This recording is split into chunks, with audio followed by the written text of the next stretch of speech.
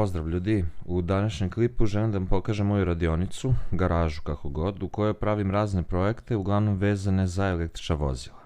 Radionicu u kojoj sam pravio električni automobil je, verovali ili ne, još manja od ove i nije imala struju. Dobro, imao sam akumulator i invertor pa sam mogao da koristim alate normalno, ali šta hoću da kažem je da vam ne trebaju nikakvi posebni uslovi da biste radili ono što volite. Uvek se možete snaći. U ovoj radionici imam struju, vodu, kupatilo i sve što mi je potrebno da bih radio.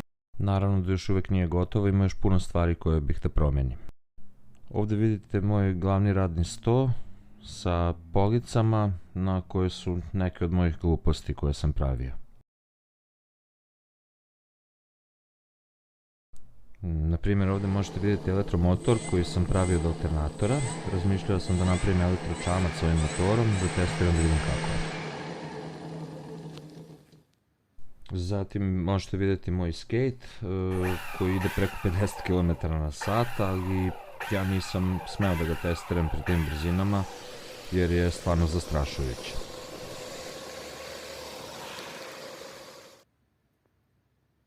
Ovo što vidite ovdje je moj drugi sistem elektromotora za bicikl. Prvi sam napravio još kao klinac sa motorom od brisača od kamiona. Ovaj drugi sam napravio pre nekih 15 godina i od tada ne silazim sa elektrobicikala.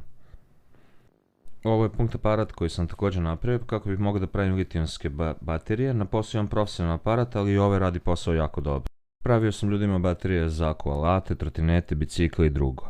Moj sljedeći projekat, električni off-road skateboard sa velikim točkovima na napumpavanje na koji planiram da ugradim elektromotor od bicikla.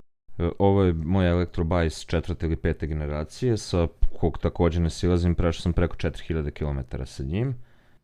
Ovo ovdje je old school bajs sa japanskim cevima, izuzetno kvalitetan, kome sam totalno promenio lični opis jer ja ne mogu da vozim ništa fabričko. Sve moram da menjam. Kad biste vidjeli kako je pre izgledao, ne biste ga prepoznali. Trotinet je novi član porodice, za sada ga još uvek testiram, ali i dalje sve ok. Ovo je prototip bicikla koji razvijam sa kolegama. Hvala vam što ste pogledali video, ako imate nekakve pitanja, slobodno pišite u komentarima. Ako vas nešto posebno zanima, pišite, ja ću napraviti klip o tome. Želim vam sve najbolje i do sljedećeg viđenja, pozdrav!